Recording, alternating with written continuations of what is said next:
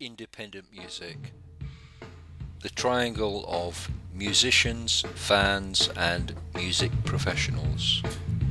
This is Tim from the Indie Bands blog, and welcome once again. Who's on today? Let's go find out.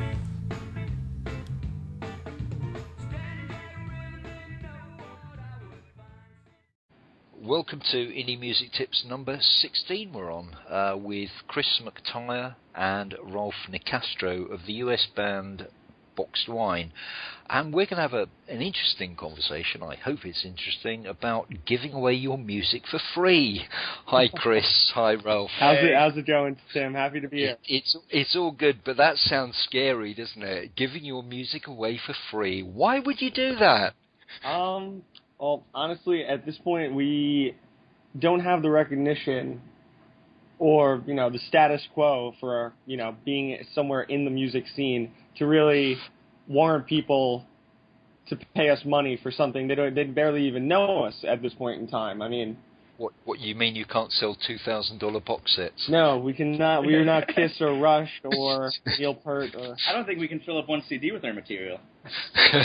Oh, you can. You can. Actually, no. You haven't hit 90 minutes yet. Yeah, you can put all of our recorded material onto one blank CD, which Japan is doing soon for us. But we, a big thing is we wanted to kind of get in and play the long game. We figured if we can start giving it out now, people will be more open to actually taking a listen to it. Put it on their iPods, pass it out to their friends, and then once we put up enough momentum, we start doing pay what you want and just take it from there. Yeah, and then that's really the thing. We want people to hear it. I mean, there's a very big difference between going online and, going to MySpace or, well, this is in 2004, going to Bandcamp and streaming something and then promptly forgetting about it because you don't, tangibly have it. Sure. And that's really the whole thing. If you just give it to the person, even if the very least it'll pop up on shuffle sometimes if they just drag it into their iTunes. And that's good enough for us because it's just going to put that name in your head. And that's what we're looking to do. Right. Well, when you're doing that, do you actually try to track who has downloaded your material and who's got that free material? Oh yes. we stalk our potential fans. So what we do is we give out the music through Bandcamp. It's a starved site. Just about everyone at this point, smaller bands wise, uses it. It's really great. They sell merch now through it. You can do. It's incredibly useful for bands. I recommend every smaller band do it. But Bandcamp is useful because it has to pay what you want. You can give it away for free. It's all these different options. But you also get that email address. And yes, that's the big thing. When you give it away for free, Bandcamp is wonderful because it has the option of making you give in an email address and sends you a link to your email, which is good because it establishes the downloader is okay giving away their email address. We're okay to email them in the future, and they're okay to just get free things from us. So sure. It's useful, to say the least. And what's the advantage of giving it away free to start off with, as opposed to charging, say, $10 for a CD? Well, I mean, I'm gonna go back to the promotion thing. It really, as a musician and somebody who spent a lot of time in college downloading music for free. I mean, it kind of seems like the trend. I'll buy vinyl if I love the band. But, if it's just a new band popping up and I want to, I got a track stuck in my head, I'm going to go online and get it for free. And that's kind of from being in that position, that's what I want to do for other people. Yeah. So it's about recognizing the reality of the marketplace. Absolutely. I mean, at this point, it's no small thing to say that the music industry is, for the most part, failing. But thankfully, I'm nothing but a fan of different services like Spotify and Pandora that lets you, everyone gets a small little cut. Hopefully it gets better in the future, but it's just good for bands, and it's probably going to be the way the future of music goes. So there's really no point in fighting it with the major labels, even though as much as they'd like to try. But in terms of promotion, really it's just that the act of them having something and having the possibility to listen to it again and again is wonderful. And also, it makes us happy. I know Ralph is on the same page that, like you said, we stole so much music and still do. You know, dealing back in the days with LimeWire and Kazaa and everything, not knowing if the song was the actual title and like how much that progressed with torrents and everything. It's nice that, you know, you can get the best quality of something, and if the band is willing to give it to you and you have the best possible version of that song or that album, sure, it's great. You know, I'd rather them hear the best version instead of a YouTube quality rip where it sound like ass. I think no, go ahead. Okay, so I think a big thing too is that the whole music industry has shifted significantly. Before, you were selling CDs for your label for them to recoup the cost to record and promote your album, but our costs for recording are literally zero because we do everything in-house. I've been recording. I'm an engineer. I've been doing it for a long time. So yeah, we track, mix, and master right here. So at the end of the day, to put it online, we can give it away for free because we have no overhead to cover.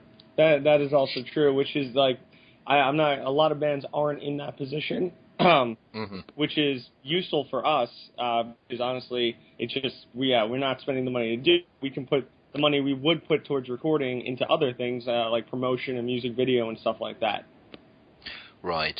But there is when you say it's for free, there is a time cost in doing that, though, isn't there? Oh yeah. I mean, with the overhead, when we count overhead, it's really just the physical, monetary aspect. Yeah. The months of writing, rehearsing, and we really enjoy figuring out the songs. Well, yeah, that's the thing. Like, yeah, we're having a great time. Yeah, you know? like we like writing music. That's the only thing I'm interested in, and one of the only things Ralph is. Sure. So you're giving your material away free for now. Is the intention to actually, at some point, to change that model and say, okay, if you want to keep following us and keeping up with what we're releasing, actually now we're on a paid model? It's hard to say because at this point, like as we said, we are smaller. We'd like to be bigger. People tell us we should be bigger, and you know it's a slow-moving game. You know, it's us versus 100,000 bands. Yeah. Which, you know, I think there literally are about 100,000 bands right now trying to, you know, be the next U2 and the next Coldplay. So if we do keep growing, if we go to if we get to a level where we have a fan base who we think will pay for it, which is, you know, we just released this album and we're doing, like, it's free if you'd like it. You can give money if you care.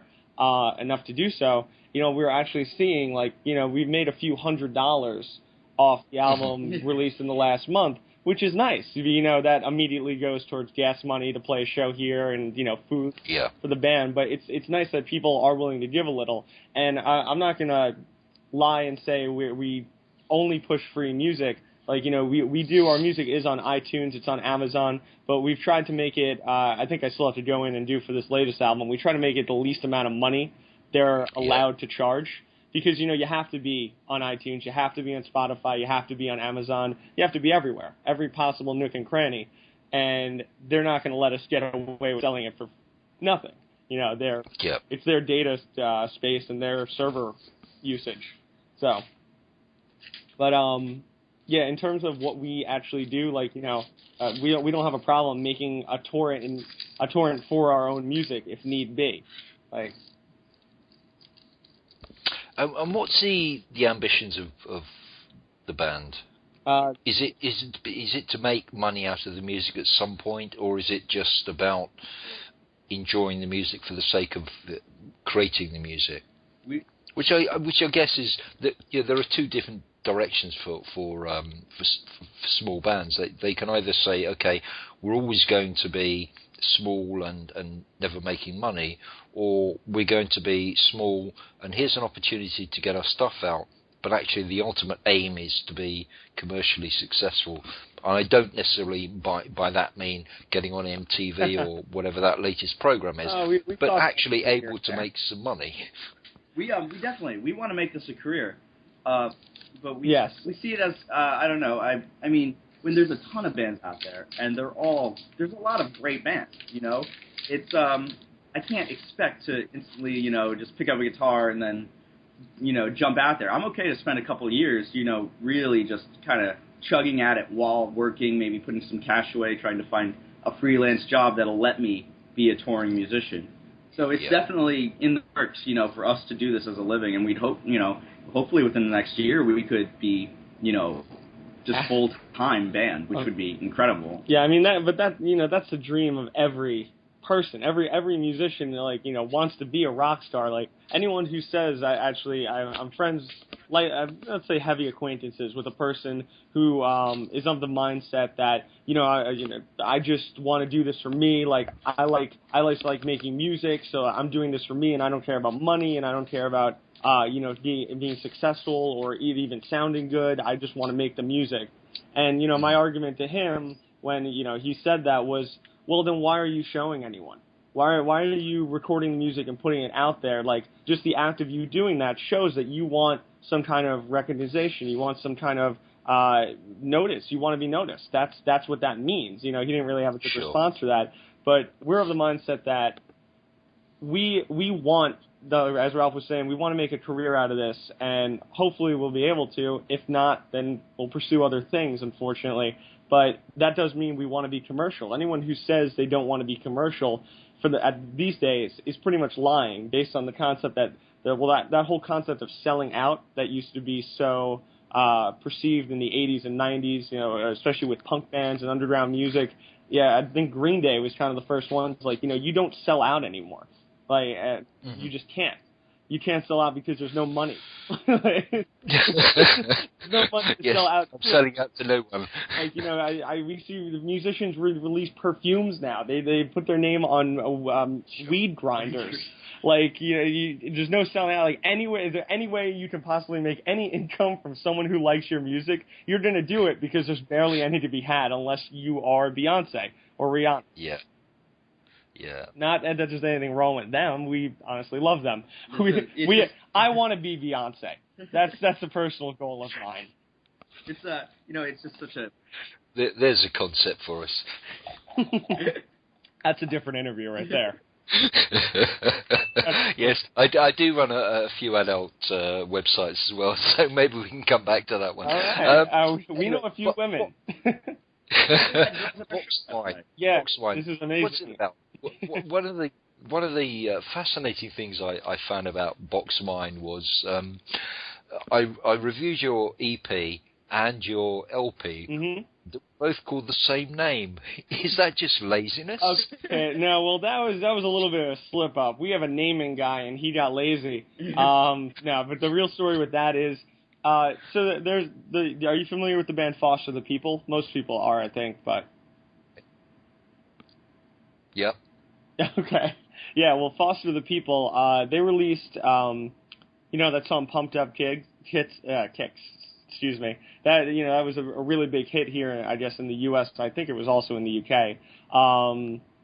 They kind of did a model where they released an EP before the album, which is like songs from the album. And actually, more than enough bands are doing this now. We're seeing bands constantly do this, so we decided to try it. The problem is we like to be creative. So, we decided we're going to release an album called Cheap Fun. And then we said, let's put out an EP beforehand, and we'll call it, the Cheap Fun EP, and it'll act as like kind of a sampler with songs from the album. And only one song made it. Yes, only one, and that's what I was saying. We get creative. So, we did that. We kind of put all our effort towards that, and we had this plan in mind. And then while we were recording, the rest of the songs, we decided to write a little. And all of a sudden, we had, 15 songs, and we only wanted to keep 10, or even more probably. But we only wanted to keep 10, and the problem was we thought the newer songs we wrote were better than the ones we released on the EP. And I personally wanted to take one song off, and Ralph decided he wanted to take another off, and then so that whole concept kind of fell apart. Which, I guess it's part of the creative process. It happens. So I mean, that's quite interesting because I was speaking to a guy called Thaddeus Moore, who's a mastering guy, but also a music engineer. Okay. And one of the tips that he gave almost bounced it into the room and threw it out there was you have to cut. So it sounds like you've learned that you need to cut, and that's a good thing. Oh, yes. Yeah, well... My whole philosophy, actually wrote this up once and for a website, was there's certain things for the album as a format. I'm not going to say it's outdated. It's my favorite way to listen to music. I'm not really a shuffle guy, but we're living in a world of singles. And what we're trying to do, our part of our mentality, at least up until this point, has kind of been trying to make every song as good as a single. And of course, that's never going to happen because it's always going to happen that one song is just naturally a little bit more immediate or better than the rest. But we try to make every song have something about it, maybe sound a little bit different, that people will, hopefully, if they hear it for the first time, if they hear a deep cut, an album track for the first time, it'll be likable enough that they'll want to hear the other songs. There's the whole classic rock format of, here's an album, it's 75 minutes long, it has 4 tracks on it, and you're not going to want to listen to the last 2 because there's only the good song is the first one. We don't want to be those guys. But we also realize our songwriting process, the songs we come out with, are short by nature. We completely have the mentality of don't bore us, get to the chorus. Also, we have shortest attention spans you'll ever. And we also have short attention spans, but you know what? So does I can speak on behalf of America here. I think I'm entitled to say that we are terribly short-sighted and short-minded when it comes to. I'm not arguing. I'm not arguing at all. We're ready for the ADD generation. Yes, we are, and that's true. We are the ADD generation. Everything's instant. Everything's immediate. And the shorter the song and the more immediate and catchy it is, the better, because that's what people are going to notice. Not that we don't like longer songs. I mean, I feel like there's a difference between musicians, people who absolutely love music. That's a different category as well. And then casual listeners. We're trying we're thinking of impacting casual listeners. People who love music are going to listen to, who just released, Daft Punk. Daft Punk just put out what, in my opinion, is a great album with a terrible track list, or a track order. They just put out that album, and, it's wonderful. Get Lucky is probably the song of the summer. It's unbelievably good. The problem is, it's track 6.